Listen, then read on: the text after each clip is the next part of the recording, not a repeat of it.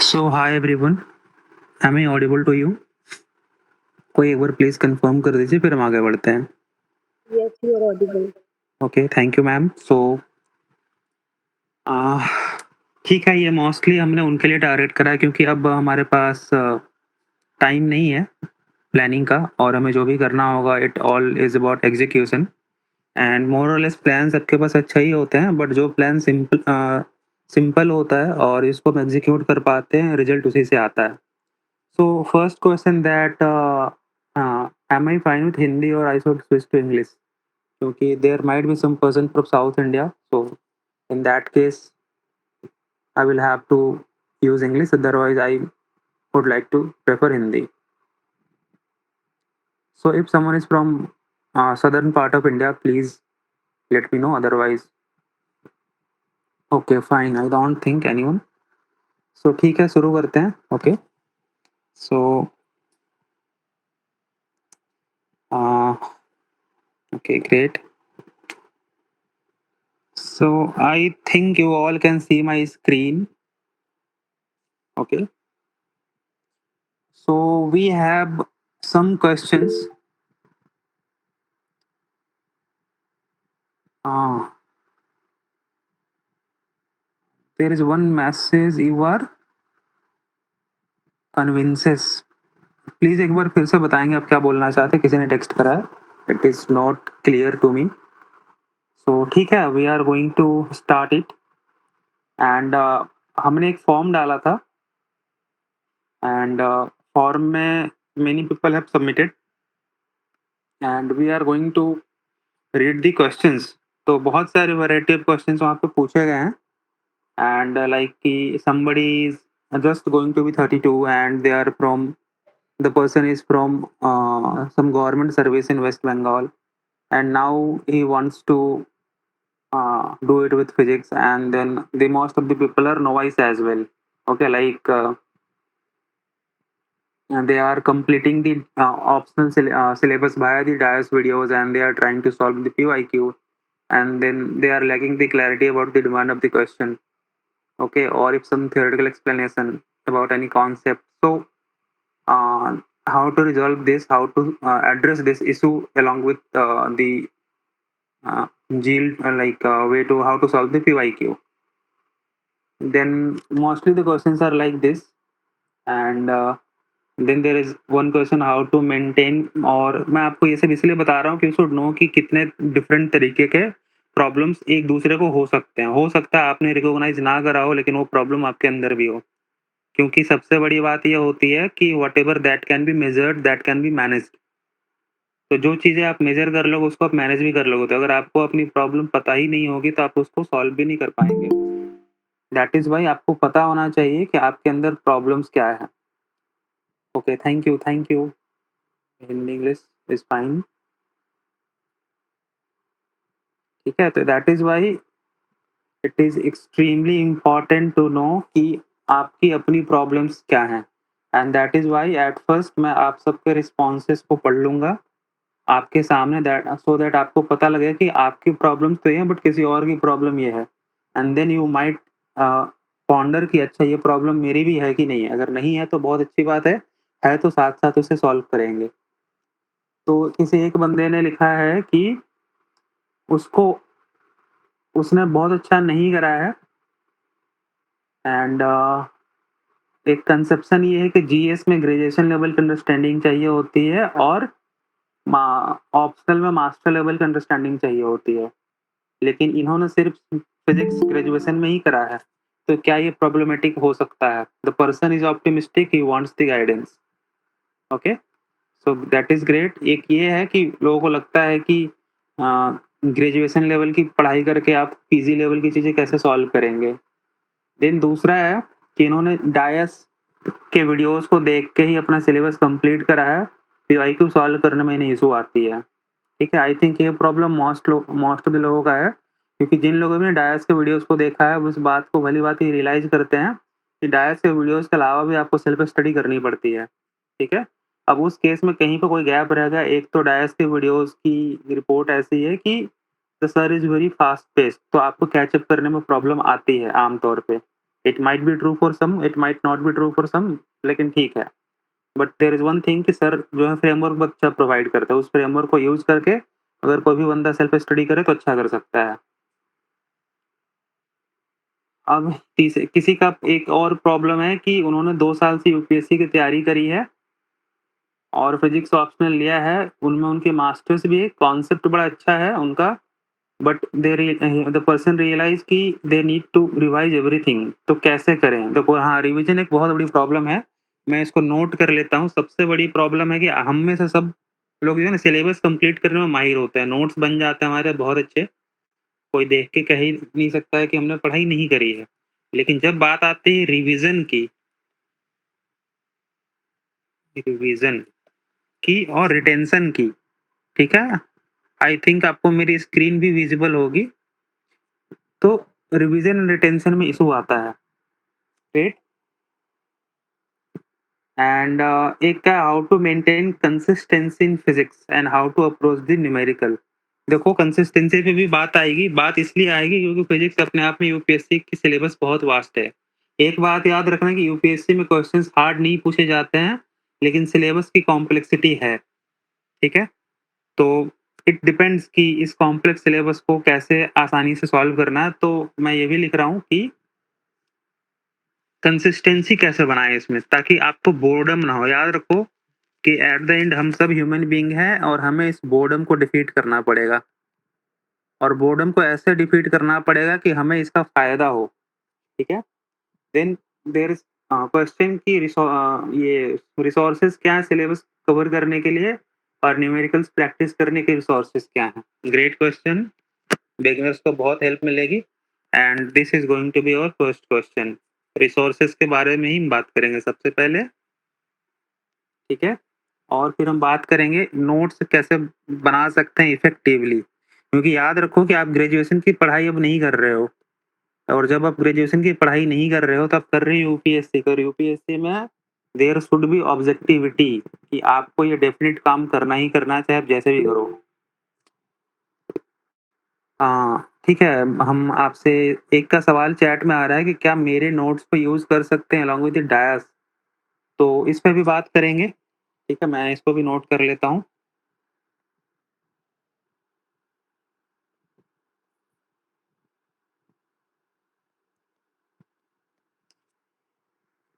अब एक क्वेश्चन है उनका कि how much time should we give to optional and what are the skills required to master the physics for mains? This is great question, ठीक है? इन्होंने बड़ा ऑब्जेक्टिव पूछा है कि कितना टाइम देना है और क्या-क्या स्किल्स रिक्वायर्ड हैं। तो स्किल पे बात करेंगे कि आपको कौन-कौन से पहलुओं पे काम करना चाहिए, जिससे कि पॉसिबिलिटी या प्रोबेबिलिटी बढ़ जाएगी, ठीक है? मतलब कि फिजिक्स में आइंस्टाइन या फाइनमैन बनने का हमारा कोई ये मोटो नहीं होना चाहिए। We should be very objective, and this is what the future administrative officer might have the ability within that him or her. Okay. Then है कि looking for the repeated themes from PYQ. Can 2QP plus be all about the PYQ so that PYQ practice can be hand in hand on a regular basis? 70 to 80% of the paper will be covered, and that will be helpful as well. This is again the great question as well as suggestion, okay? इन्होंने इनका कहना ये है कि 2QP plus को हम पूरा का पूरा PYQ भी बना दें। जैसे अभी हम क्या कर रहे हैं 2QP प्लस में, जिन्हें नहीं पता है, एक छोटा सा मोटो था कि हर दिन 2 क्वेश्चन सॉल्व करना है। तो 7 दिन में हम 6 दिन 2 क्वेश्चन सॉल्व कर रहे थे, ठीक है? 6 आउट ऑफ 7 डेज़, है ना? 2 क्वेश्चंस पर डे, तो it is 12 question per week, ठीक है? ये रेशियो था। फिर हमने क्या करा कि हर दिन ऑक्यूपेंसी सिर्फ़ और सिर्फ़ आप फिज़िक्स में ही रखोगे, तो जीएस कहीं न कहीं मार खाएगा। तो हमने क्या करा, एक डेफ़िनिट सिलेबस बनाई जिसमें मंडे, ट्यूसडे को काम रखा, वेडनेसडे को छुट्टी रखी, फिर थर्सडे और फ्राइडे को काम रखा। और मंडे और ट्यूसडे को हमने कवर किया mechanics and waves and optics. And इस तरीके से फिर यहाँ पे हमने किया इलेक्ट्रोडायनामिक्स एंड थर्मल फिजिक्स, तो पेपर 1 का हो गया। सिमिलरली यहाँ पे हमने क्वांटम मैकेनिक्स और एटॉमिक एंड मॉलिक्यूलर फिजिक्स कर दिया, और फ्राइडे को हमने कर लिया nuclear and particle physics and solid state physics. तो इस तरीके से एक इवेंट डिस्ट्रीब्यूशन हो गया प्रैक्टिस की, ठीक है? और हर दिन हम लोग 4 क्वेश्चन कर रहे हैं, तो वीकली आप 4 इंटू 4 16 क्वेश्चन कर पा रहे हो। Okay? So this is the 2 QP plus. तो हमने जस्ट एक छोटा-सा इम्प्रोवाइज़ेशन करा अपने एंड से। तो इनका कहना है कि क्या पूरा का पूरा 2 क्यूपी प्लस हमें पीवाईक्यू पे ही मॉडल कर देना चाहिए? इसका थोड़ा मिक्स्ड आंसर है। हाँ, तो इसका आंसर ज़रूर है, लेकिन किस लेवल पे करना चाहिए, इस पे सोचना पड़ेगा। Then the question is out next question ये हो है इनका कि I don't know how to structure questions and I sometime fear numerical. ठीक है?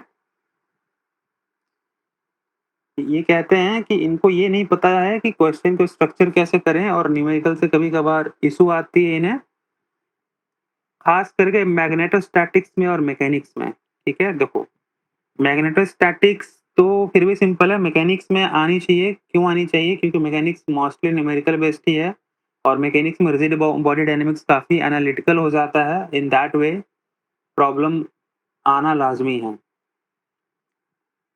नेक्स्ट है कि the person needs PYQ and study material in complete guide with proper feedback of the question answer. देखो, इस केस में तो मैं अभी प्रचार नहीं करना चाहता, बट इसके लिए जो हमारी मेंटरशिप प्रोग्राम है वो ज़्यादा फिट है। बट मैं एक ओपन पेयर मॉडल भी बना रहा हूँ। आप में से बहुतों की डिमांड आई है, एक ऐसी ग्रुप बनाई जाए जिसमें 15-20 ही लोग हों, लेकिन काफ़ी डेडिकेटेड और काफ़ी इंटेंसली तैयारी करें। तो हम उस पे सोच रहे हैं कि उसमें क्या-क्या पैरामीटर्स होने चाहिए, क्योंकि उनमें काफ़ी डायनामिक और काफ़ी बेबाक तरीके से ग्रुप बनानी पड़ेगी। उनमें लोगों का रिक्वायरमेंट है कि जो ग्रुप में 2 दिन से कम एक्टिव रहे, उनको ग्रुप से निकाल भी दिया जाए।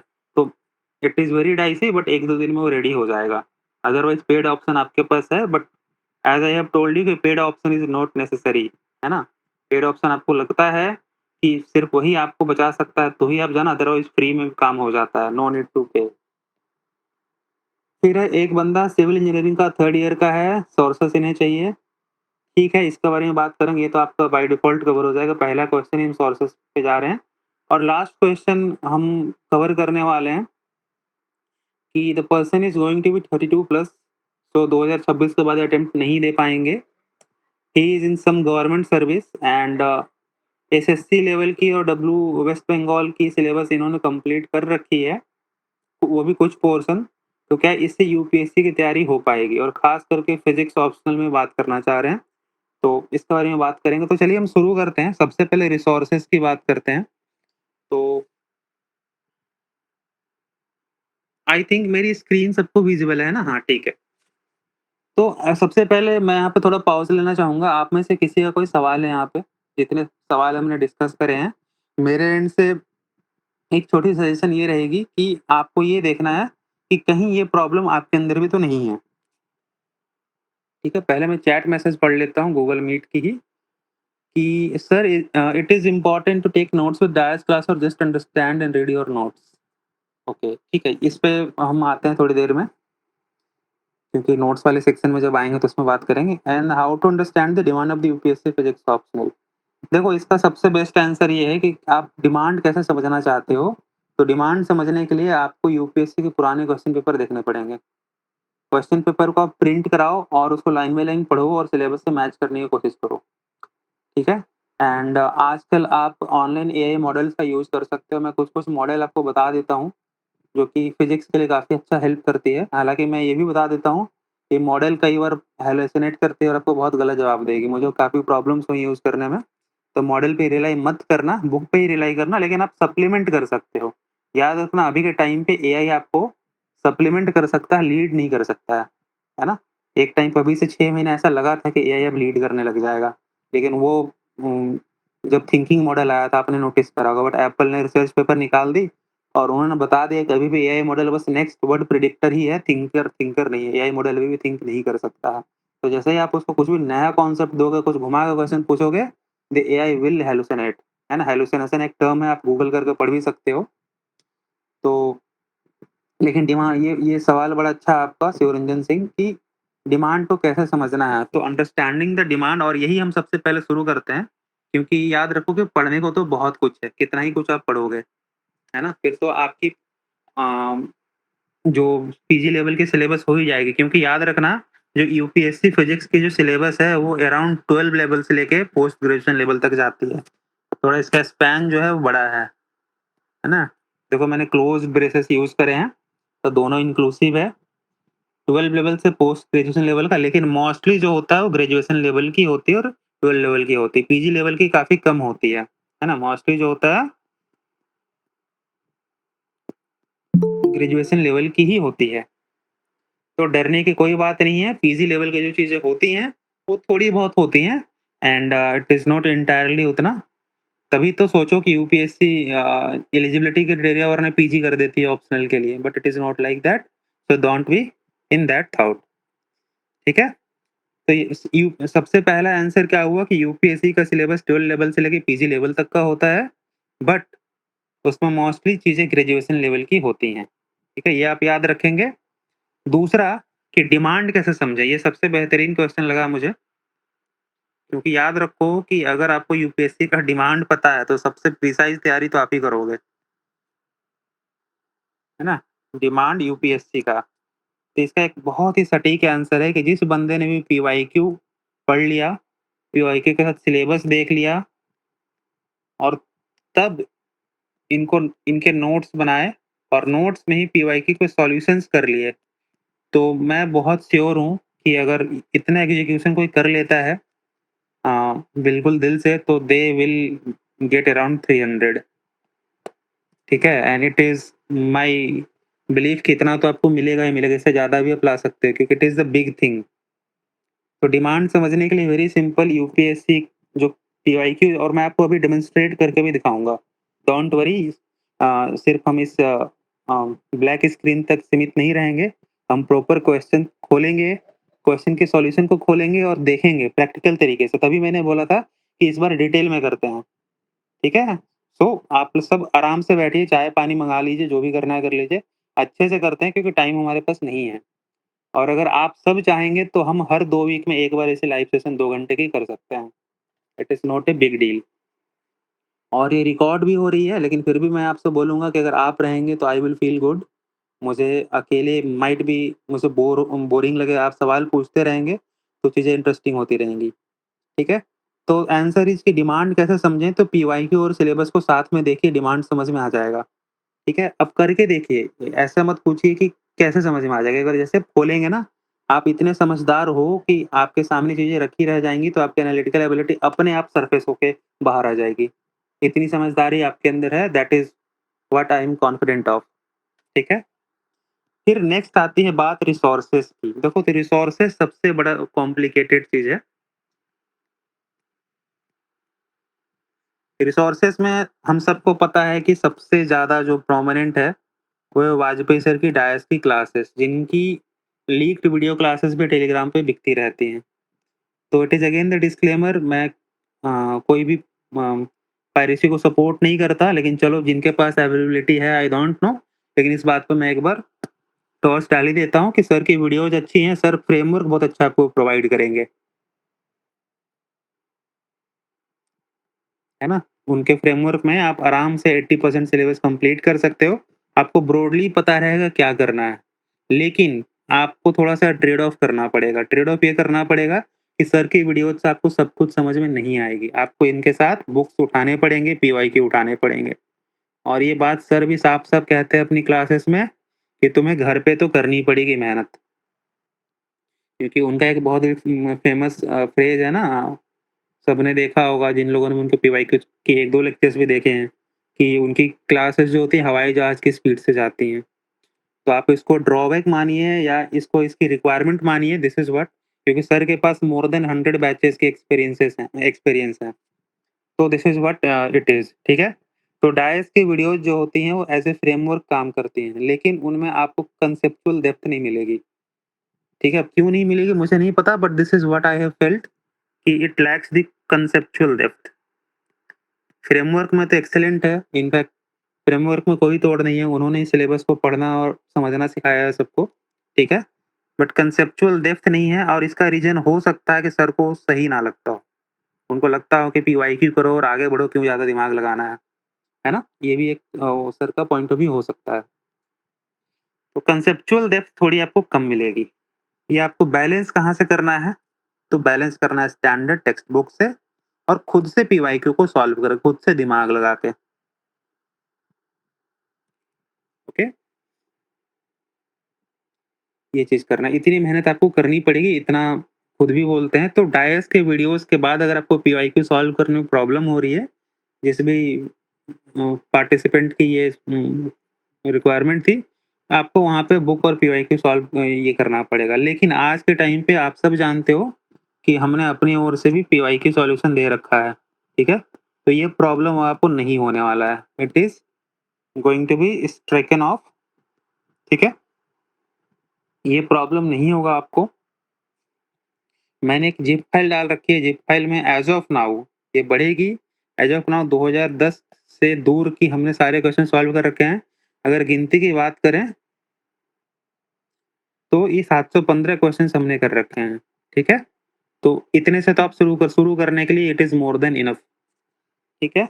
हाँ, यहाँ पे कुशल सिंह चौधरी का पॉइंट ये है कि कंसेप्चुअल डेप्थ अब काफ़ी ज़रूरी हो गया अपकमिंग पेपर में। हाँ, बिल्कुल सही आप बोल रहे हो। अब जो कंसेप्चुअल डेप्थ है, एक नेसेसिटी हो गई है ख़ास करके पेपर 1 में, क्योंकि पेपर 2 में तो चीज़ें अभी भी पीवाईक्यू से इंस्पायर्ड आ रही हैं। तो आप और पेपर 2 में टफ़नेस बढ़ाने का मतलब है टफ़नेस बहुत ज़्यादा बढ़ जाएगा। और पेपर 1 में उन्होंने तो ख़ैर बढ़ा दी है, कैसे बढ़ाया? तो एनालिटिकल क्वेश्चन पूछने लग गए हैं, जिनमें आपको इन डेप्थ नॉलेज थोड़ी होनी चाहिए। तो कंसेप्चुअल डेप्थ बिल्कुल ज़रूरी है और इसके लिए आपको प्रैक्टिस ज़्यादा करना पड़ेगा।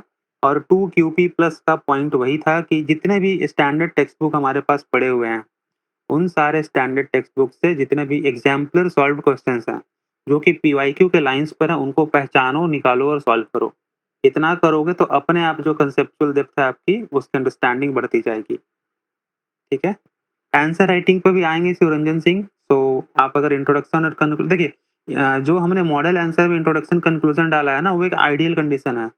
रियल एग्ज़ामिनेशन में शायद ही कोई डाल पाए, क्योंकि रियल एग्ज़ामिनेशन में सॉल्यूशन आप दे दो वही बड़ी बात है। लेकिन फिर भी हम उसको टेम करना सीखेंगे, ठीक है? अभी हम जब लाइव डेमोंस्ट्रेशन में आएँगे किसी खास क्वेश्चन के लिए तो कैसे करना है हम वो देखेंगे, ओके? तो एज़ ऑफ नाउ आप में से जो भी डायस की वीडियोज़ प्रेफ़र कर रहे हो, उसके साथ-साथ जो हमने पीवाईक्यूज़ की सॉल्यूशन दे रखी हैं, जो 2 क्यूपी प्लस देते हैं उसको साथ-साथ लगा लीजिए, आपका काम हो जाएगा, ठीक है?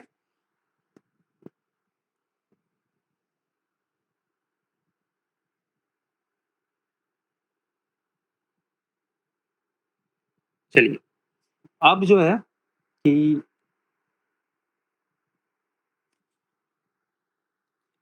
रिसोर्सेज़ के बारे में पहले बात कर लेते हैं, तो रिसोर्सेज़ काफ़ी डाइवर्स हैं, अभी के टाइम पे।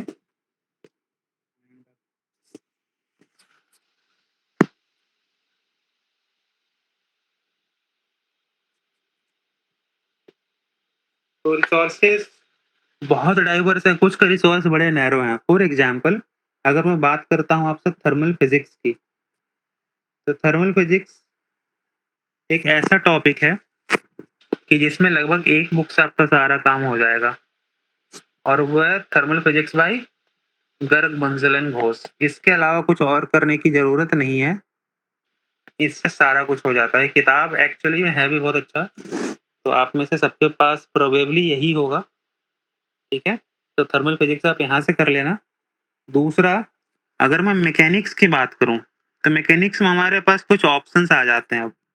जैसे कि अगर बेसिक जो फंडामेंटल वैल्यूज़ बनानी है आपको, तो फंडामेंटल वैल्यूज़ तो आपको आपको बनेगी एक किताब है इंट्रोडक्शन टू मैकेनिक्स।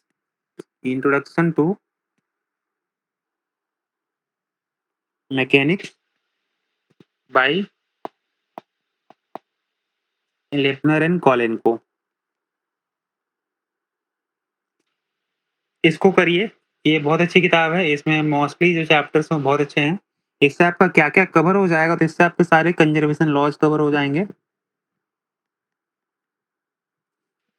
इससे आपकी सारी रिजिड बॉडी डायनामिक्स कवर हो जाएगी, ठीक है? इससे आपकी और क्या कवर हो जाएगी, तो सेंट्रल फोर्स मोशन कवर हो जाएगा, ठीक है? इसके बाद मैकेनिक्स में अगर आपको स्पेशल थ्योरी ऑफ रिलेटिविटी करनी है, तो उसके लिए सबसे अच्छी सोर्स जो मुझे लगती है वो है concept of modern physics by Arthur Beiser. बड़ा सिंपल किताब है, आसानी से समझा भी देता है, और अगर आप बिगिनर हो नहीं हो कोई फर्क नहीं पड़ता, आपको समझ में आएगा। Concept of modern physics by Shobhit Mahajan, Arthur Beiser. ये इंडियन यूनिवर्सिटीज के लिए लिखा गया है, इम्प्रोवाइजेशन है आर्थर बेजर वाली किताब की। और मैं बता दूं तो इसकी भी पीडीएफ अवेलेबल है, आपको खरीदने की जरूरत नहीं है, और इसकी भी PDF available.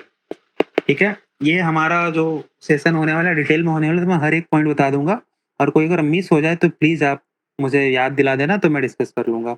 And Kushal Singh Chaudhary, please आप ध्यान देना कि कहीं मैं मिस ना कर रहा हूँ। I think we know each other from long time, तो बस ध्यान देते रहना आप। ठीक है, तो अब हम आगे बढ़ते हैं। तो यहाँ से जो है हम क्या कवर करेंगे, तो स्पेशल थ्योरी ऑफ रिलेटिविटी के बेसिक्स कवर कर लेंगे। आपको इतना मजा आएगा कि आप मैं क्या बताऊं आपको। ठीक है, you will really enjoy it.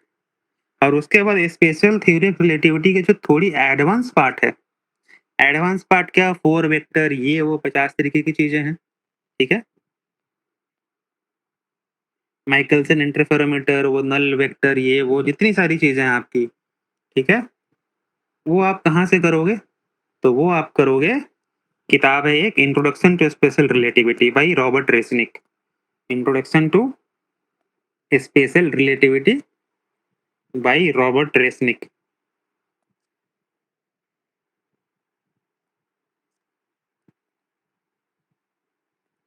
ठीक है, इसकी भी पीडीएफ अवेलेबल है, तो ये भी आपको खरीदने की जरूरत नहीं है।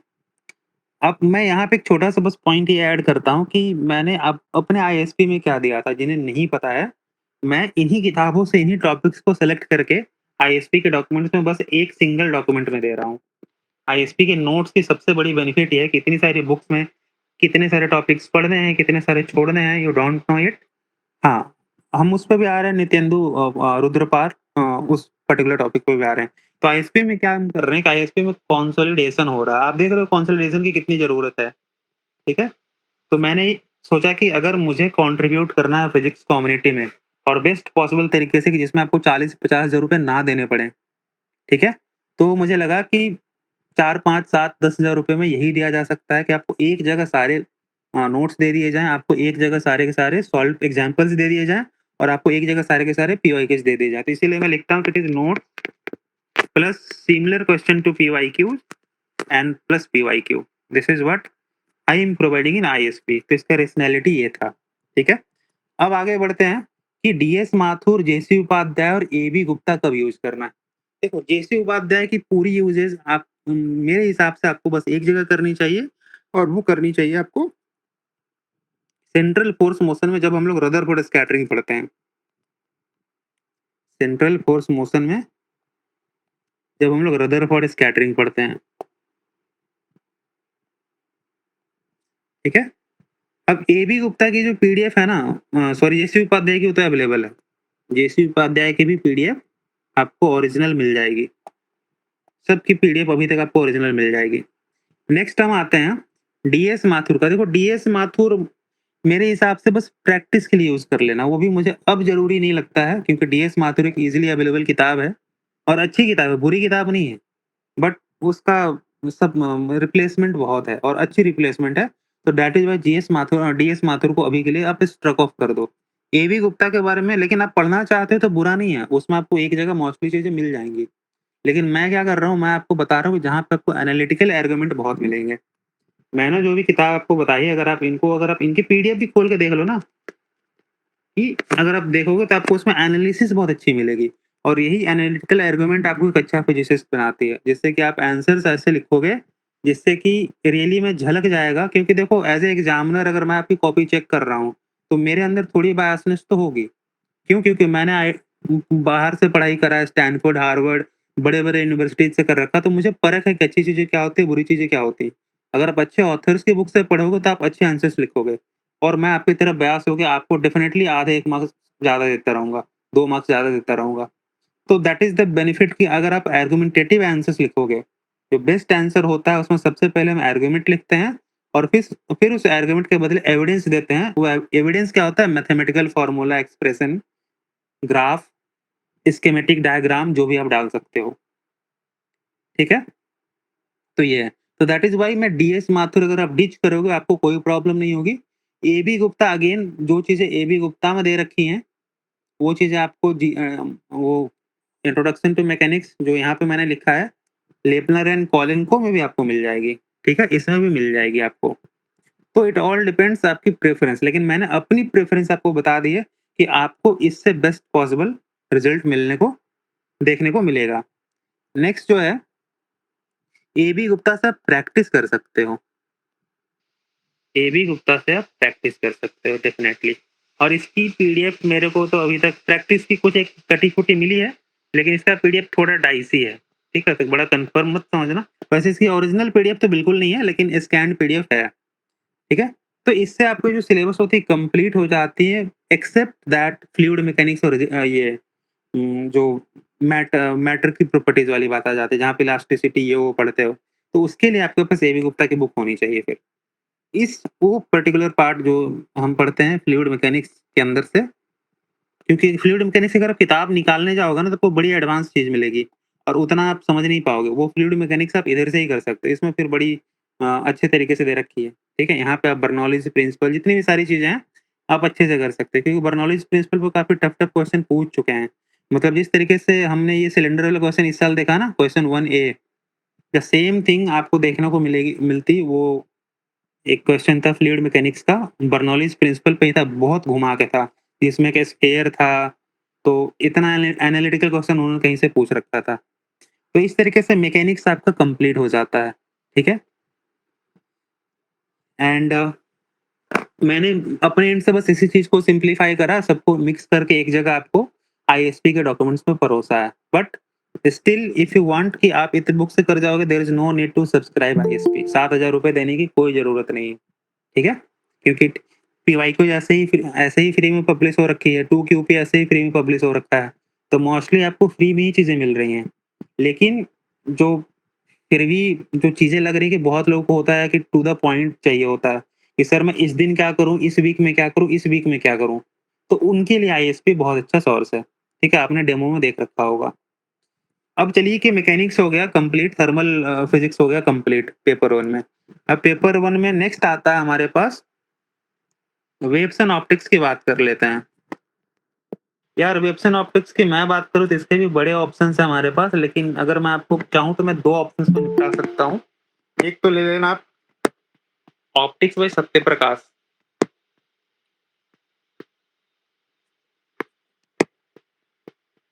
ये आपको खरीदना पड़ेगा, ठीक है?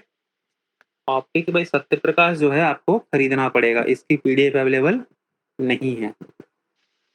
फिर आपको लेना पड़ेगा अजोय घटक, इसकी पीडीएफ अवेलेबल है। अजोय घटक पढ़ लो, ये इसकी आर्गुमेंट्स और मैथमेटिक्स दोनों ज़बरदस्त है। थोड़ी एडवांस कहते हैं कुछ लोग, लेकिन मुझे लगता है एडवांस नहीं है। बस आपको थोड़ी अ, ये चाहिए होगी, ठीक है? क्या बोलते हैं, मतलब थोड़ा मैथमेटिकल होल्ड चाहिए होगा और वो मैथमेटिकल होल्ड कहीं और से नहीं चाहिए होगा, उसी में दे रखा होता है।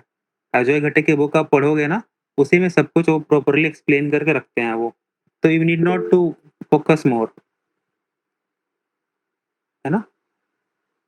यहाँ पे कुशल कह रहे हैं कि हाँ, सत्यप्रकाश की ये एग्री करते हैं कि बहुत ही अच्छी किताब है, बिल्कुल। हाँ, ये मैं भी एग्री करता हूँ। ये किताब अपने आप में ऑप्टिक्स के हिसाब से तो जेम है। फिर एक और किताब है ऑप्टिक्स की जो कि वन एंड ओनली एक अच्छी किताब है, लेकिन उसकी पीडीएफ आपको मिल जाएगी। उससे आप लेज़र के टॉपिक्स कवर कर सकते हो। वो है अभी तक आप लोग समझ गए हो कि बृजलाल और वाली जो किताब है, ठीक है? बृजलाल्स ऑप्टिक्स, इसकी भी पीडीएफ आपको मिल जाएगी। तो ये 3 किताब काफ़ी हैं। तो देख रहे हो कि आपको क्या करना पड़ता है, जब आपको पता है कि इस किताब में ये पर्टिकुलर टॉपिक अच्छे से कवर है, तो आप चाहोगे कि आप बेस्ट पॉसिबल तरीके से उस किताब में ही चले जाओ, है ना? इसी चीज़ को बस आईएसपी में कंसोलिडेट करा है, अदरवाइज़ कुछ भी नया नहीं करा मैंने, ठीक है? It is like a kind of एक एक अच्छा खासा परोसा हुआ चीज़ है कि आप इधर से कर लो, मेहनत बच जाएगी तो उसको मेहनत को जीएस में लगा लेना, एथिक्स में लगा लेना, ऐसे में लगा लेना, प्रीलिम्स में लगा लेना, यही करना, ठीक है? तो माय पॉइंट इज़ कि पढ़ने के लिए पैसे की ज़रूरत बिल्कुल नहीं है। ख़ास करके अभी के टाइम पे आप सभी सभी के पास फ़ोन है, सभी के पास मॉडर्न टूल्स हैं, चैट जीपीटी, एआई, इनका यूज़ करके आप अच्छे से पढ़ाई कर सकते हो। तो हमने 3 सब्जेक्ट कवर कर लिया, लास्ट सब्जेक्ट जो है, अब इलेक्ट्रोडायनामिक्स भी कवर कर लेते हैं पेपर 1 में। इलेक्ट्रोडायनामिक्स में भी 2 किताब में सब कुछ हो जाता है। एक है electromagnetism by Satyaprakash. Again great book. बहुत सारी किताबें हैं बट इससे आपका यूपीएससी लेवल का काम अच्छे से हो जाएगा। इससे नेक्स्ट किताब है इंट्रोडक्शन टू इलेक्ट्रोडायनामिक्स। और एक एक आपने अभी तक नोटिस कर लिया होगा, एक पैटर्न है कि जिस भी किताब के आगे लग जाए इंट्रोडक्शन टू या फाउंडेशन ऑफ, है ना? ये किताबें बड़ी अच्छी होती हैं। मतलब आम तौर पे तो मैंने देखा, आप भी एग्री करो अगर आपको लगता है तो। आप समझ गए होगे ये कौन सी किताब है, introduction to electrodynamics by David J Griffith. ठीक है? बहुत बढ़िया किताब है। इससे बेस्ट किताब तो मुझे नहीं लगती है कि बेस बनाने के लिए इलेक्ट्रोडायनामिक्स में कुछ चाहिए होगा। जब शुरू करोगे तो आप यहीं से शुरू करोगे। इस तरीके से पेपर 1 जो सबसे टफ पार्ट था हमने कवर कर लिया। अब आ जाते हैं पेपर 2 में। पेपर 2 में सबसे पहले आता है क्वांटम मैकेनिक्स। ये मुझे सबसे सिंपल लगता है। क्वांटम मैकेनिक्स बहुतों को हार्ड लगता है बट मुझे लगता है कि आपको इसको सबसे हल्के में लेना चाहिए। मतलब यूँ कि ठीक है, 1 महीना में पढ़ के हटा देंगे। इसको आपको एक ही सोर्स से पढ़ना है या 2 सोर्स कर लीजिए।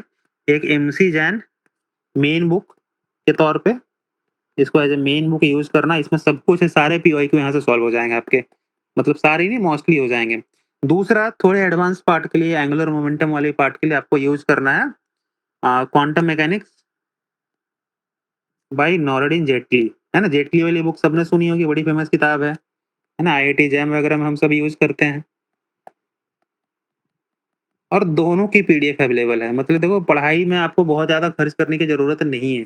लेकिन फिर भी मैं आपको बताता हूँ कि ये तो हो गई कि एक एब्सोल्यूट एकदम बेसिक रूडिमेंटरी प्रिमिटिव तरीके से आप पढ़ रहे हो कि कोई किताब खरीद ही नहीं रहे हो।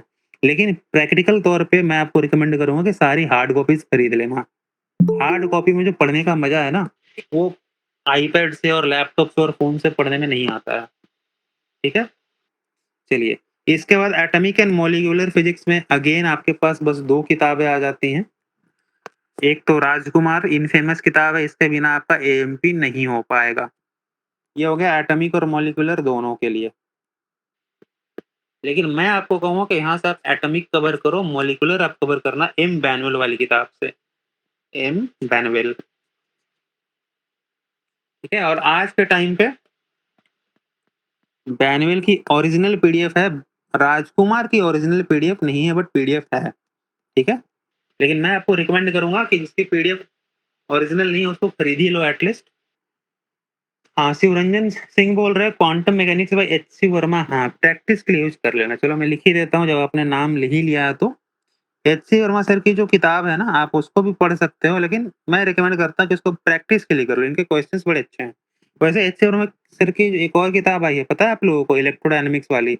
वो भी बहुत अच्छी किताब है, आप उसको भी कर सकते हो। लेकिन पॉइंट है कि क्यों ही करोगे यार? मतलब आपको यूपीएससी निकालनी है। अगर आप प्रॉपर कुछ फिजिक्स में मेजर्स कर रहे हो तो अच्छी बात है, फिर करो आप सब कुछ। अदरवाइज़ मतलब ठीक है, किताब अच्छी है पर मेरा काम हो जा रहा है, मैं आगे बढ़ूँगा। ये वाला माइंडसेट रखो। ठीक है? तो वेरी गुड। मतलब आप लोग थोड़ा-थोड़ा चैट में बातें करते जा रहे हो, तो आई नो कि you are listening very carefully. AMP इस तरीके से हो जाएगा। फिर एक हो गया न्यूक्लियर एंड पार्टिकल फिजिक्स।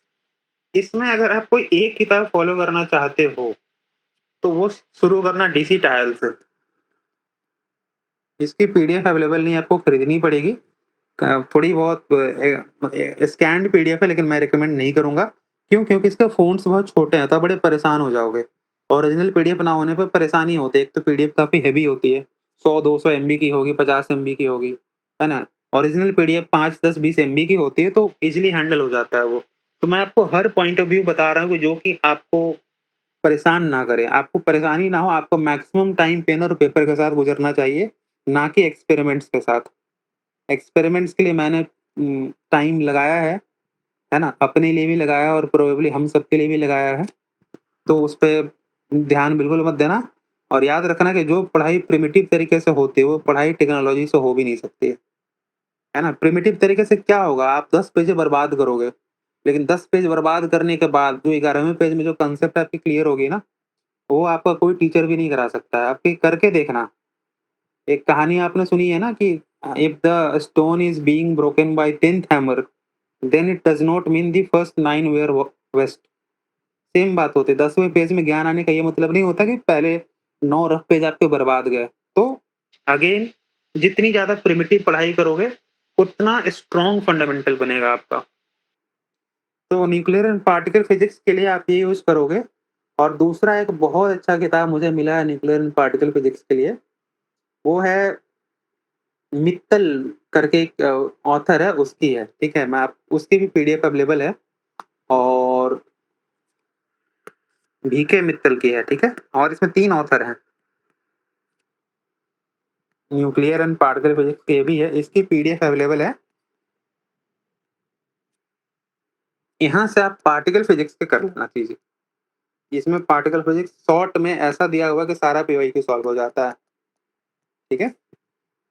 और लास्ट बनता है सॉलिड स्टेट फिजिक्स, जिसमें आपके पास अगेन 2 ही ऑप्शन बचते हैं। एक तो हो गया पूरी एंड बब्बर की, जो पतली सी किताब आती है, वो कर लो। और इसमें सिलेबस सॉर्टेड होता है, जो आपको सिलेबस में देखने को मिलेगा वही बुक में भी देखने को मिल जाएगा।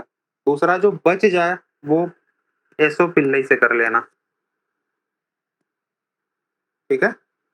एसओ पिल्लई में थोड़े बहुत ये भी दे रखे हैं, क्या बोलते हैं, सॉल्व प्रॉब्लम्स तो कर सकते हैं, लेकिन ब्रॉडली ब्रॉडली मैं आपको बताता हूँ, ब्रॉडली सेकंड पेपर के लिए इस पीवाईक्यूज देखने की जरूरत नहीं है। पीवाईक्यू देख लो, पीवाईक्यू के आसपास का ब्रेनस्टॉर्मिंग कर लो, पेपर 2 रेडी है आपका। देखो, ज़रूरत से ज़्यादा एक होता है ना कि एक पॉइंट के बाद जो आपकी मार्जिनल यूटिलिटी कम हो जाएगी। आप पॉइंट ऑफ डिमिनिशिंग रिटर्न के बियॉन्ड जैसे ही जाओगे, तो मेहनत बहुत ज़्यादा लग जाएगी और रिटर्न बहुत कम आएगा। तो वो मार्क्स आप कहीं और से ले आओ। एथिक्स पेपर स्ट्रॉन्ग कर लो, एसे पेपर स्ट्रॉन्ग कर लो, पेपर 1 स्ट्रॉन्ग कर लो, है ना? तो इस हिसाब से जो है आपका पेपर 2 भी बहुत अच्छा हो जाएगा। अब यहाँ पर थोड़ा-सा आते हैं कि इन्हीं सब चीज़ों को अगेन, कि मुझे लगा कि ये बड़ा टफ है सबके लिए कि बार-बार 4 किताबें में झाँकते रहो। मतलब मुझे चाहिए कि मैं बिगिनर हूँ और मुझे जीएस भी करना है। तो मैं चाहता हूँ इलेक्ट्रॉनिक्स के लिए जो है मैं आता हूँ। इलेक्ट्रॉनिक्स के लिए हमारे पास 2 ऑप्शन हैं और दोनों बड़े टफ हैं। एक इलेक्ट्रॉनिक्स के लिए तो अ, एक ऑप्शन आपका ये है, बीके मेहता वाली किताब है, ठीक है? इलेक्ट्रॉनिक्स के लिए सही याद दिलाया आपने, thank you Shivranjan Singh. VK Mehta वाली किताब से कर लो, इससे जितना होता है उतना ही करना। एक यूट्यूब पे बहुत ही धांसू प्लेटफ़ॉर्म है, उसका नाम है नेसो अकेडमी। आईआईटी जैम वाले बंदे खूब यूज़ करते हैं। याद आया? नेसो अकेडमी फ़ॉलो कर लेना, इससे ज़्यादा ज़रूरत नहीं है आपको, ठीक है? मतलब एक एक हो गया ना कि आपने कि मतलब मेरा पहले 80% कवर ही नहीं है, तो मैं नेक्स्ट के 20% पे जाके क्या ही करूँगा? फिर तो बेवकूफ़ी हो गई ना कि मतलब वो मैं ऐज़ ए खरगोश पेड़ पे चने खा रहा था, एक चना गिर गया, तो मैं पूरी पोटली फेंक के उस एक चने के पीछे भाग गया। तो ये हमें नहीं करना है। हमें देख याद रखना कि हम सब एस्पिरेंट जो हैं, हमें लगता है कि ये साल बर्बाद हो गया तो क्या होगा, क्या होगा, क्या होगा? डर में जिए हुए तो डर में जीते रह जाओगे। अगर आप 80% 90% सिलेबस करके बैठे हो ना, मैं लिख के दे सकता हूँ कि 300 से 320 लाओगे। आप बस गारंटी के साथ बोल दो कि हाँ भाई, मैंने 80% सिलेबस कर लिया है। मैं गारंटी के साथ दे दूँगा लिख के कि 280 से नीचे तो कभी नहीं आएगा आपका, 300 ले आओगे आराम से। तो पॉइंट है कि बीएल थेरेजा भी बहुत अच्छी है, ठीक है? फिर वही है कि आप किसको प्रेफ़र करते हो, है ना? अब इलेक्ट्रॉनिक्स का एक प्रॉब्लम यही है कि थोड़ा ओपन एंडेड हो जाता है, तो पीवाईक्यू कर लो और पीवाईक्यू से रिलेटेड टॉपिक किसी एक किताब से कर लीजिए। दोनों में मतलब अच्छे से दिया हुआ है। वैसे तो इसकी सबसे एडवांस किताब कुछ और है, उसका नाम नाम मैं भूल रहा हूँ। अगर आप याद दिलाओगे तो दिला दो, वर्ल्ड की सबसे फ़ेमस किताब है वो। और बहुत ही बेसिक तरीके से बनी हुई है, बड़ी मोटी किताब है, 1000-1200 पन्ने की। वो याद दिला सकता है? मैं देख के बता दूँगा वैसे, मुझे लेकिन अभी याद नहीं आ रहा है। उसमें सब कुछ है, लेकिन उतना कौन करेगा फिर? उतना तो बहुत ज़्यादा हो जाएगा ना आपके लिए। मतलब यूपीएससी में उसे वॉलस्टेड करके है। हाँ, शायद यही है। अरे अनुपम सिंह फ़िल्म बनी, आप ही हो क्या? आप ही आए हो क्या? एक बार हाँ लिख दो। अगर आप आ गए हो तो हमारा काम आसान हो जाएगा थोड़ा। अरे सर, तो थैंक यू सो मच आने के लिए। देखो, ये अनुपम सर हैं, तो इन्होंने इस बार मेंस दिया हुआ है और बहुत अच्छा किया सर ने। जॉब में रह के दिया हुआ तो आपके लिए एक मोटिवेशन भी है कि टाइम कम नहीं होता है, हमारी डिटर्मिनेशन कम होती है। हाँ, हाँ, बॉल स्टेट नेसेलेस्की वाली, बिल्कुल सही बात। सही बोला आप दोनों ने। तो इससे ज़्यादा तो कुछ नहीं आता है, लेकिन उतना क्यों ही करोगे आप? पहले 80% तो करो। देखो अनुपम सर 430-40 बना के, और होता है भाई 440 के आस-पास अगर आप अटेम्प्ट कर दोगे ना, तो आप अच्छा ना भी लिखोगे फिर भी आपको 300 के आस-पास बनने लग जाएँगे। अभी तक की रिपोर्ट यही है, तो पहले आप जितना कर सकते हो उतना करो, उसके बाद ही आगे बढ़ना आप। तो अभी तक हमने सारे रिसोर्सेज़ डिस्कस कर लिए हैं। मैं आपको इनकी पीडीएफ भी दे दूँगा, ठीक है? रिसोर्सेज़ के बाद जो है कि आपकी नोट्स कैसे बनाना है इफ़ेक्टिवली। तो देखो नोट्स कैसे बनाना है इफ़ेक्टिवली ये कहना बड़ा कठिन है।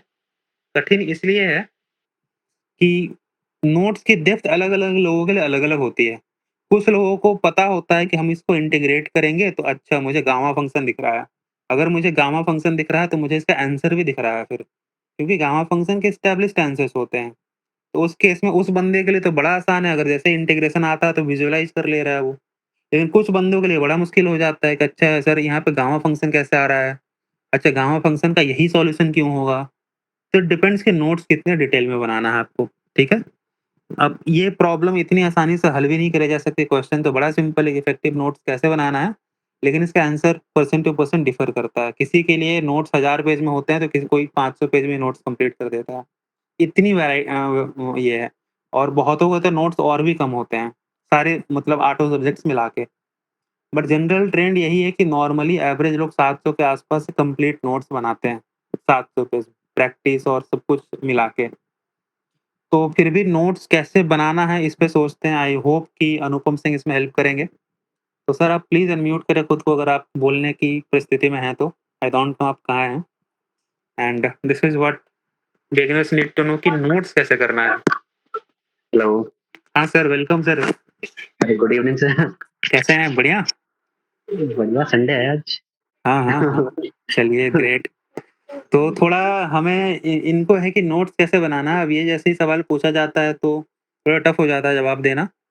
तो और आई सर थिंक आपके अलग-अलग टाइप के ही बनते हैं, जैसे हाँ।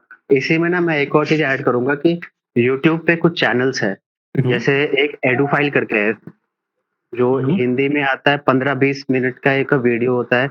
जैसे आपको लेट अस से आपने कोई प्रॉब्लम एनकाउंटर किया कि हुँ, मेरा डीएलएम वर्ज़न लॉरेंज इनवेरिएंट होता है। आप डालोगे, एडुफाइल हुँ, ने एक वीडियो बना रखा है 15 मिनट का, तो अगर आपका प्रॉब्लम, अगर आप जो सिलेबस कवर कर रहे हो, वो एक टॉपिक बेस्ड है, लेट अस से आपको शेल मॉडल चाहिए, ओके। तो हाँ, एक सर है प्रदीप गुलाटी करके, हाँ, उनके वीडियो सुन थोड़े लंबे होते हैं। हाँ, बिल्कुल। वो पूरा हिंदी में पढ़ाते हैं, but it that is very useful हम जैसे लोगों के लिए। एक टॉपिक बेस पे जाओ, आप एडू फाइल पे सर्च कर लो, या फिर प्रदीप सर के होगा, या फिर हुँ, कोई इसका आपका जो एनपीटीईएल वगैरह वाला ये लेक्चर होंगे, तो बिल्कुल, इनको भी बिल्कुल। एक्सटेंसिवली यूज़ करना चाहिए अपने को। हुँ। क्योंकि व्हाटएवर बुक्स में का वर्क्स हाँ, हाँ, बुक्स में काफ़ी कुछ वो भी होता है, ह्यूरिस्टिक मटेरियल होता है एक्स्ट्रा। बिल्कुल, बिल्कुल, बिल्कुल। हाँ, वो आपको शुरू कराएगा कि डाइवर्जेंस क्या होता है, जैसे आप ग्रिफिथ्स पढ़ोगे तो वो शुरू हुँ, कराएगा कि डाइवर्जेंस क्या होता है, ग्रेडिएंट क्या होता है। आई थिंक हुँ, ग्रिफिथ्स का 20% फर्स्ट 20% तो खाली यही है। वही आपको है अगर बिल्कुल। पता है। उन्होंने हाँ, इसीलिए मैंने बताया कि जो किताब के आगे नाम लग जाए इंट्रोडक्शन टू ना, तो उसमें हाँ, वो बहुत अच्छी इसीलिए होती है क्योंकि उसमें सब कुछ डेप्थ में दिया रहता है। और टाइम नहीं है इतना हाँ, और आपके कि आप पास पढ़ो। टाइम नहीं है इतना कि आप सब कुछ बिल्कुल नहीं है, करोगे। सिलेबस बहुत बड़ा है हम हाँ, लोगों का। यूपीएससी और फिजिक्स हार्ड नहीं है लेकिन कॉम्प्लेक्स ज़रूर है। बहुत, हाँ, हुँ, मल्टीट्यूड उसमें है। हुँ, हुँ, ये बिल्कुल। आप बहुत कुछ मेहनत कर सकते हो और पेपर में नहीं आएगा, वो रेगुलरली होता है ऐसा। बिल्कुल, बिल्कुल, बिल्कुल। बाकी नोट्स का तो वैसे ही है कि आप एक प्रिलिमिनरी नोट्स तो आप बनाओगे जब चीज़ों को समझ रहे हो, हुँ, कि आप लेटेस्ट है कि आप हाइड्रोजन पढ़ रहे हो, हाइड्रोजन एटम पढ़ रहे हो, वो पढ़ा आपने, नोट्स वगैरह बनाया खुद का। फिर उसको खुद से वर्कआउट करके फिर थोड़ा उसको अपने फेयर सिम्प्लीफाई कॉपी में लिखोगे। करोगे, छोटा करोगे हाँ, आप। सिम्प्लीफाई लिखोगे और फिर आपके फाइनल नोट्स में खाली वो उसका फर्स्ट वो आएगा, फर्स्ट। कुछ माइलस्टोन्स होते हैं जिन्हें हम माइलस्टोन हाँ, कर सकते हैं। उसको, तो हाँ, एक उसको पॉइंट आप हुक नोट स्टेप्स करते होते जाओ हैं। कि कहाँ से लेफ्ट लेना है, कहाँ से राइट लेना है, तो ब्रॉडली हाँ, आपको हाँ। रास्ता पता चल जैसे, जाएगा। हाँ, अगर मैं अपने नोट्स देखूँगा तो मेरे नोट्स में खाली ये लिखा हुआ है कि पूरा श्रोडिंगर इक्वेशन लिखा हुआ है फर्स्ट लाइन में। सेकंड लाइन में मैंने ये लिखा हुआ है कि साई को आर, वाई के टर्म्स में तोड़ देना है। फिर थर्ड लाइन में ऐसे करके है कि मतलब पूरा हाफ अ पेज या 1 पेज में पूरा हाइड्रोजन फंक्शन है, खाली उसमें मैंने बुक स्टेप्स लिखे हुए हैं कि जो R वाला है ये मेरे को लगवायर दे देगा, या फिर ये वाला मेरे को आगे जाके जो कांस्टेंट है वो LL+1 लेना है। तो बस खाली इतना लिखा बिल्कुल। हुआ है। वो आपका almost third set of notes तक आए पहुँच और पाओगे आप इस बाकी आपने अगर पढ़ाई अच्छे से करी होगी तो आपको हमेशा ये पता रहेगा कि कब 2 इक्वेशंस को हम किसी कांस्टेंट के बराबर लिख सकते हैं, है ना? हाँ, तो वो यहाँ पे हाँ, लिखा रहता है और यही सब चीज़ें जो होती हैं ना, जो आपके आंसर को और अच्छी बना देती हैं। और आपके फाइनल नोट्स में इतना होना ही चाहिए, क्योंकि तभी आप हाँ, उसको दोबारा प्रैक्टिस भी कर पाओगे।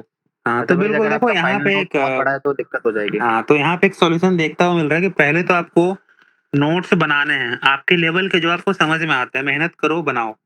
नेक्स्ट में इसको थोड़ा फ़िल्टर करो, सिम्प्लीफाई करो। हुँ, हुँ। मेहनत करनी पड़ेगी यार और ख़ास करके जब आपने ठान रखा है कि यूपीएससी फिज़िक्स ऑप्शनल से करना है तो ज़्यादा करनी पड़ेगी।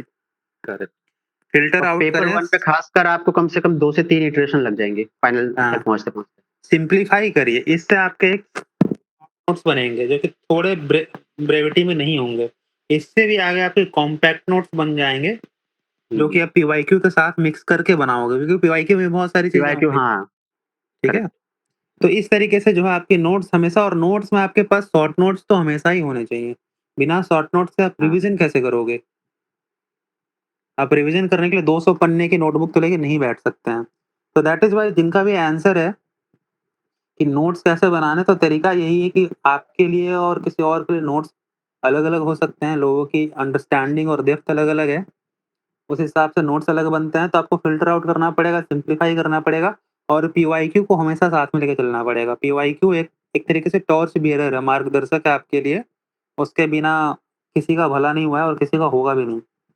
प्रीलिम्स से लेकर जीएस, मेंस और ऑप्शनल सब कुछ आप लगा लो। पीवाईक्यू एक तरीके से पूरा का पूरा एक होता है ना कि एक आपको अंदर झाँकने का एक ज़रिया है। और मेरा एक और सजेशन ये है कि अगर आप फिज़िक्स का कर रहे हो तो आप मॉड्यूल वाइज़ खत्म करना प्लीज़। हुँ, हुँ। आपने इलेक्ट्रो शुरू किया है तो आप पूरा इलेक्ट्रो खत्म कर लो, उसके शॉर्ट नोट्स बना लो, हुँ, उसके हुँ। बाद close this chapter and move on to the next thing. Because आप जब जीएस पढ़ोगे, प्री के लिए पढ़ोगे, हुँ, तो हुँ। आपको 1-2 महीने के अंदर ये फ़ील आना शुरू हो जाएगा कि मैं भूल रहा हूँ फिज़िक्स।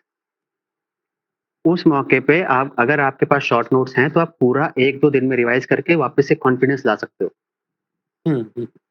अगर मतलब उनका आप कहना है कि सिलेबस का एक ठीक-ठाक चंक पूरा कर लो ताकि जीएस जब करो तो बीच-बीच में जैसे कि आपने सर हाँ, पिछले मीटिंग में भी आपने इस पॉइंट को बोला था कि बीच में आप थक जाओगे जीएस पढ़ते-पढ़ते तो एक दिन फिज़िक्स ही कर थक लेना।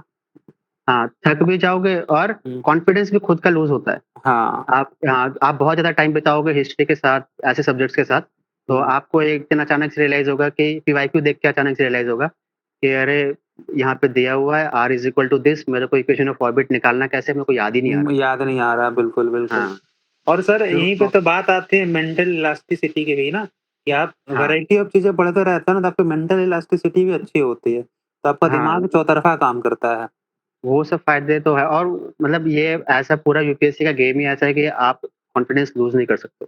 आप बिल्कुल, कॉन्फिडेंस बिल्कुल। लूज़ करके कुछ दिन भी खो दिया आपने। हाँ, वो जो क्रंच एंड होता है प्री और फिज़िक्स मेंस इज़ के बीच नॉट का। Equivalent to GS sir. ये भी है कि फिज़िक्स और जीएस हाँ, सेम बिल्कुल नहीं नहीं, है।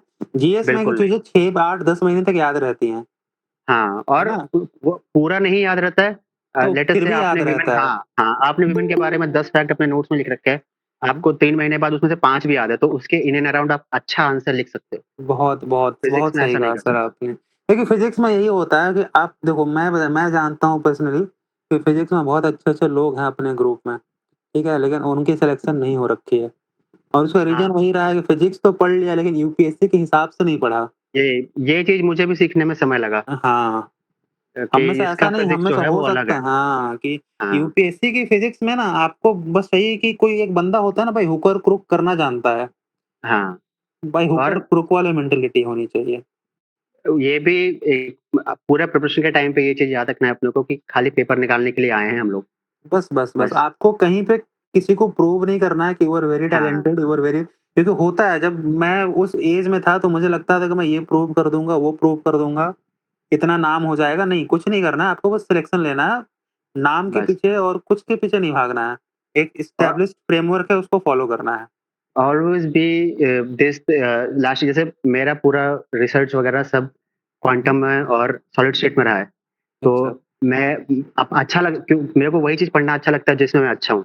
सभी के साथ होता है जो बिल्कुल, सब्जेक्ट बिल्कुल। आसान हाँ, जो सब्जेक्ट आसान जो सब्जेक्ट आसानी से जो ज़्यादा पता है अपने को, उसी पढ़ने में ज़्यादा टाइम निकाल देते हैं। ये नहीं करना है, इसका मैंने नुकसान भी झेला हुआ है। आपको सब पे बराबर ध्यान देना होगा। हाँ, हाँ। तो सर्टेन मतलब लेवल आपको यहाँ कुछ पे नहीं लाइक पड़ेगा। कि आपको वही है, diversity is the key. Syllabus diverse है तो आपकी अप्रोच भी डाइवर्स होनी चाहिए, सब कुछ कवर होना चाहिए।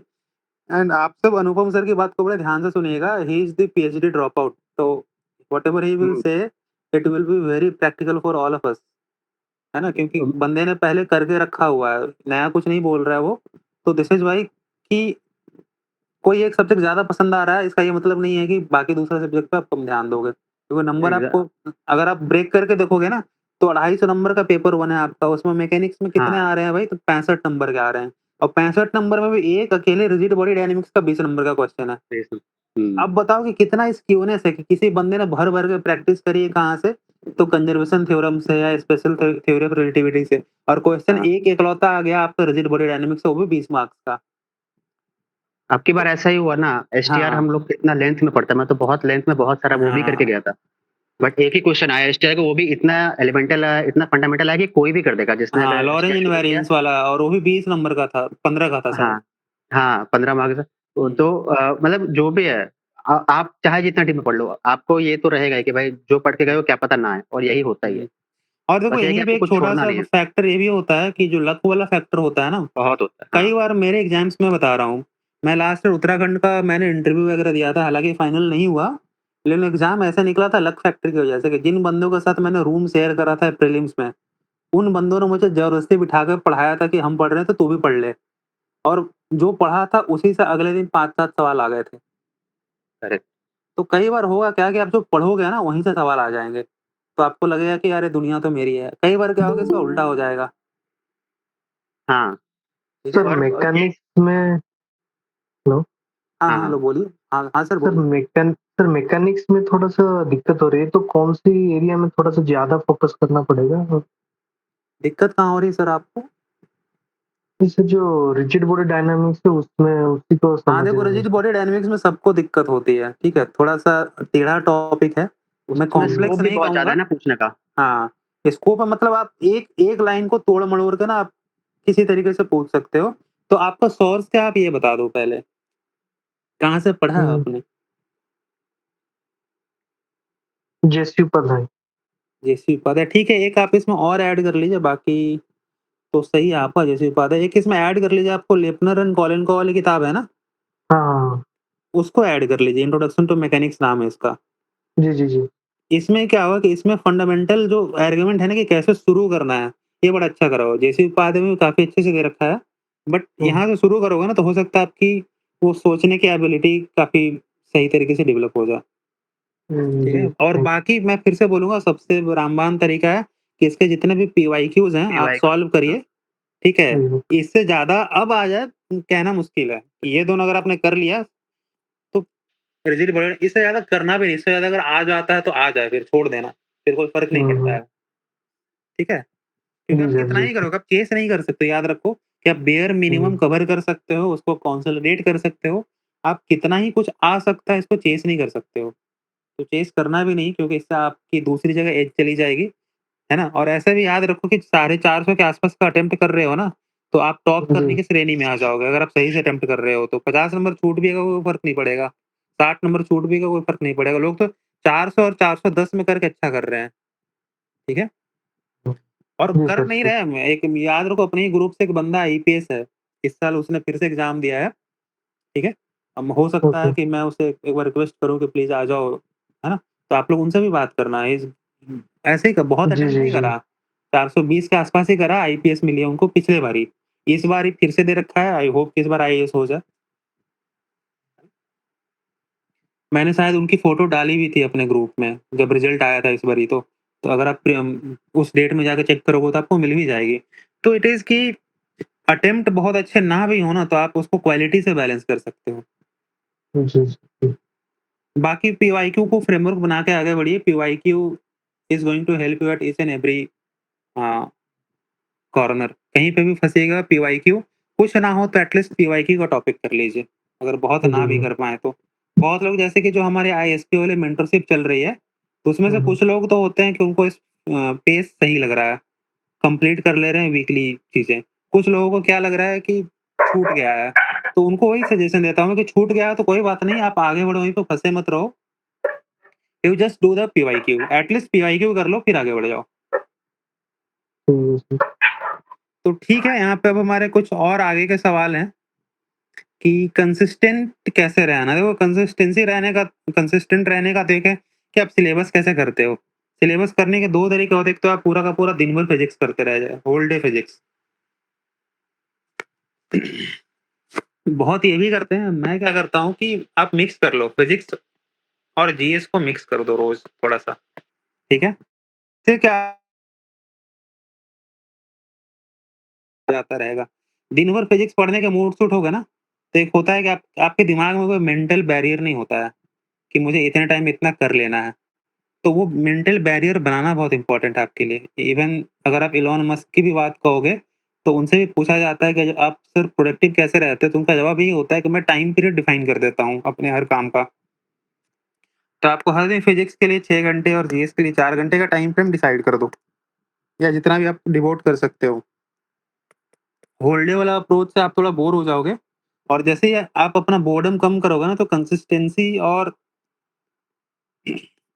बाकी जो चीज़ें हैं, क्या बोलते हैं, एफिशिएंसी अपने आप आगे बढ़ेगी। मतलब आपको बढ़ाने की ज़रूरत नहीं पड़ेगी, it is the natural result of that. ठीक है? तो कंसिस्टेंट ऐसे रहना है, और बाकी स्किल्स क्या-क्या चाहिए, तो स्किल्स वाइड वाइड स्किल्स हैं। मैथमेटिकल प्रोफिशिएंसी, और कितना तो मैं बता देता हूँ, उतना ही जितना कि ग्रिफिथ्स के फर्स्ट चैप्टर में दे रखा है, उतना पता होना चाहिए आपको, और लेपनर एंड कोलेनकॉफ की फर्स्ट चैप्टर में दे रखा है, इतना पता होना चाहिए। अगर इतना मैथमेटिकल प्रोफिशिएंसी है, स्किल है, तो होगा क्या कि आपके लिए चीज़ें आसान हो जाएँगी। ठीक है? कि ऑथर जब भी आप पढ़ोगे, चीज़ें आसान कैसे हो जाएँगी, जब शॉर्ट नोट्स बनाओगे तब शॉर्टकट्स लगाना सीख जाओगे कि अच्छा, इस पर्टिकुलर इक्वेशन से यहाँ तक आने के लिए हमें ये करना पड़ा है। ठीक है? तो आपको ये पता रहेगा कि डाइवर्जेंस का मतलब क्या होता है, कर्ल का मतलब क्या होता है। अगर किसी भी वेक्टर फील्ड का कर्ल 0 है, तो उसका एक स्केलर ग्रेडिएंट एग्ज़िस्ट क्यों करता होगा, क्यों नहीं करता होगा। ये सारी चीज़ें आपकी इन दोनों चैप्टर से कवर हो जाएँगी। ठीक है? लेकिन मैं ये एब्सोल्यूट बिगिनर को बता रहा हूँ, क्योंकि ये टाइम टेकिंग होगा आपके लिए, समझना। इसमें आपको कम से कम 1 वीक डिवोट करना पड़ेगा, कंप्लीट, और वो भी रीआइटरेशन लगेगी। ठीक है? लेकिन ये मेरे हिसाब से इम्पोर्टेंट है, क्यों इम्पोर्टेंट है? क्योंकि आपको ये बाकी सारे सिलेबस आसान करने में आपकी मदद करता है। ठीक है? आप आसानी से सिलेबस के टॉपिक्स को डिबंक कर सकते हो, उसको ब्रेक कर सकते हो, सिम्प्लीफाई कर सकते हो। तो ये था। फिर अगला जो क्वेश्चन है हमारा कि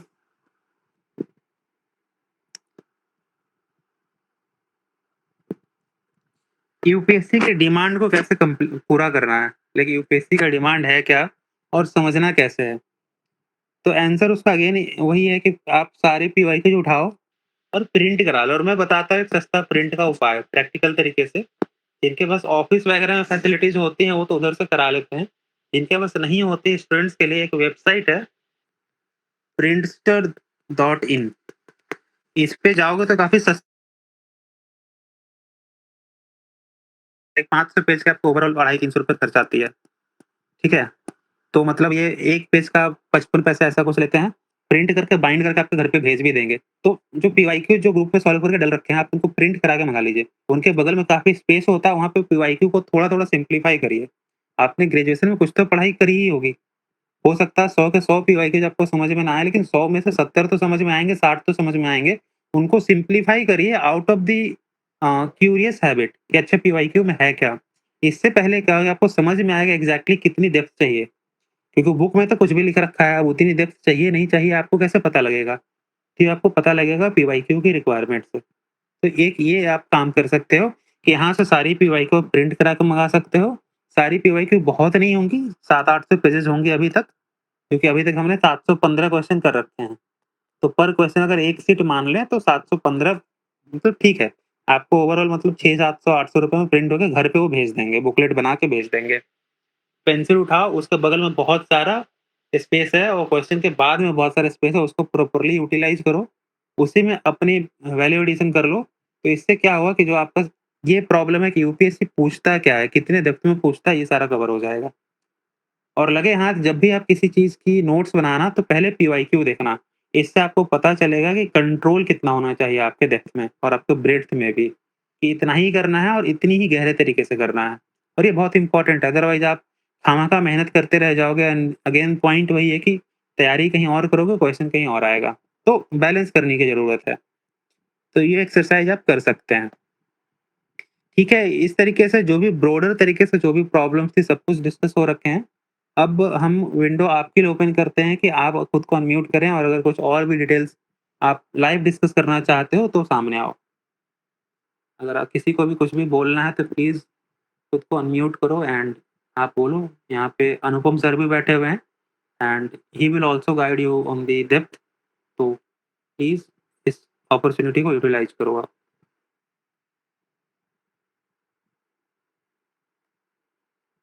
कोई है जो क्वेश्चन पूछना चाहता है?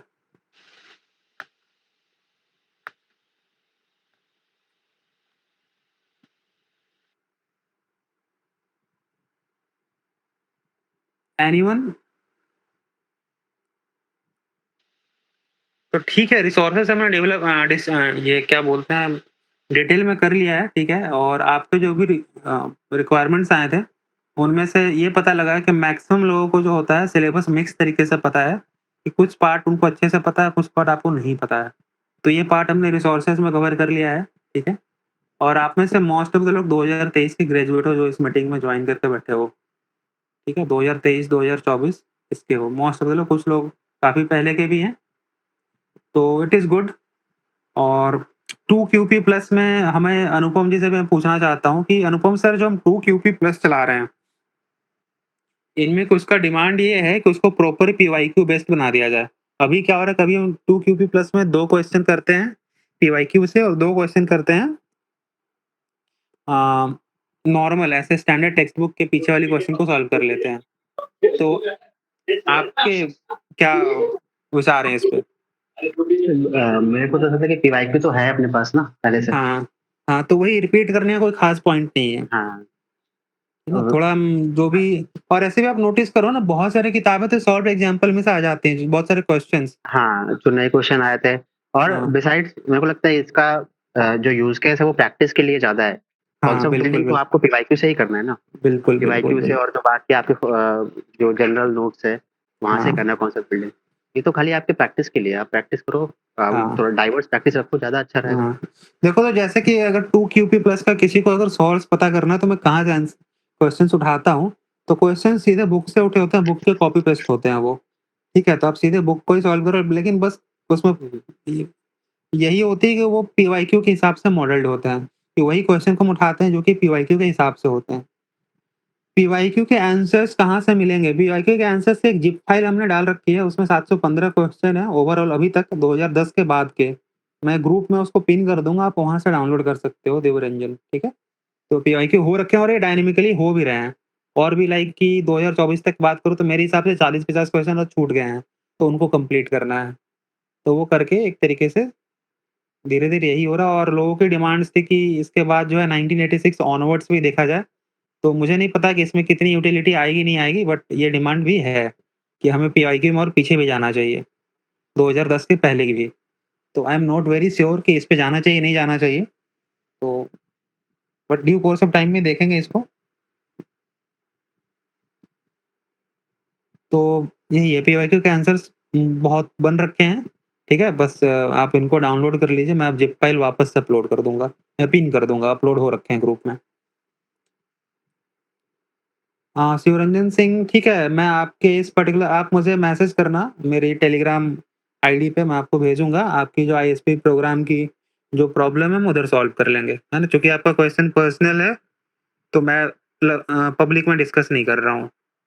देखो मैंने अपना टेलीग्राम आईडी लिख दिया, ऐसा भी आपको ग्रुप में मिल जाएगा, तो यही है मेरा टेलीग्राम आईडी ABHK सिन्हा, तो आप इस पे मैसेज करिएगा, तो हम उस पे बात कर लेंगे आपसे। ठीक है? एक क्वेश्चन आपका ये भी था कि अननेसेसरी थिंग्स को नोट मेकिंग में हटाएँ कैसे? तो देखो अगेन है कि अननेसेसरी चीज़ क्या है आपके लिए, ये आपको डिसाइड करना पड़ेगा। तो थोड़ी तो इसके लिए एक बेसिक पढ़ाई करनी पड़ेगी आपको, मतलब थोड़ा तो जो होता है ना कि घिसना पड़ेगा पेन पेपर, तो ही आपको आइडिया लग पाएगा। तो एक इस सवाल का जवाब देना थोड़ा कठिन हो जाता है, तो दैट इज़ थोड़ा-सा कोशिश करिए, फिर आपको अपने आप समझ में आ जाएगा। जो चीज़ें आपको पीवाईक्यू सॉल्व ना करा पाए आपसे, मोस्टली समझ लीजिए कि यूपीएससी के केस में वो अननेसेसरी है ना? क्योंकि अननेसेसरी आप किसको किसी न किसी का कहीं न कहीं कोई यूटिलिटी आ ही जाएगा, तो अननेसेसरी कहना भी बड़ा मुश्किल हो जाएगा। तो आई होप कि जितने भी क्वेश्चंस आप लोगों ने भेजे थे सबको क्लब करके हमने आंसर करा है एंड अगर आपको कोई भी क्वेश्चन है तो आप प्लीज़ बोल सकते हैं, अदरवाइज़ हम मीटिंग कंक्लूड करेंगे। एनीवन? ओके, आप कह रहे हैं कि हर वीक में ऐसी मीटिंग्स हेल्पफुल रहेंगी, ठीक है। हमें ग्रुप में वोटिंग भी करा लेंगे, thank you for your feedback. अगर आप कराना चाहते हैं तो हम करा सकते हैं। लेकिन उसमें हमें क्या करना पड़ेगा, हर बार तो हम ऐसे स्ट्रैटेजी नहीं डिवाइस करते रह जाएँगे, है ना? तो हमें थोड़ा सोचना पड़ेगा कि हम अगली बार बात करें तो किस टॉपिक पे करें, कि इससे एटलीस्ट हमारा टाइम वेस्ट ना हो, एक वैल्यू एडिशन हो जाए। हाँ, टेस्ट सीरीज़ में कोई अपडेट है कि नहीं? देखो टेस्ट सीरीज़ में टेस्ट सीरीज़ 1 या 2 दिन में अनाउंस हो जाएगा और टेस्ट सीरीज़ में हम 3 लेवल्स रख रहे हैं। पहला लेवल तो रहेगा टॉपिक वाइज़, मॉड्यूल वाइज़ का, ठीक है? जैसे फॉर एग्ज़ाम्पल सिंपल एग्ज़ाम्पल ले लो आप कि मैकेनिक्स में स्पेशल थ्योरी ऑफ रिलेटिविटी है, तो उसमें भी एक टेस्ट पेपर होना चाहिए। नेक्स्ट लेवल रहेगा सब्जेक्ट वाइज़ और फाइनल लेवल रहेगा फुल लेंथ टेस्ट का। हाँ, नोट्स तो सर मेरे फ्री ही हैं हैंड रिटन वाले, लेकिन अभी मैं डाल नहीं रहा हूँ, क्योंकि मैं जो पढ़ रहा हूँ ठीक है, इसके बारे में डिस्कस करेंगे, बट नोट्स मेरे फ्री हैं, जो भी मैं हैंड रिटन देता हूँ।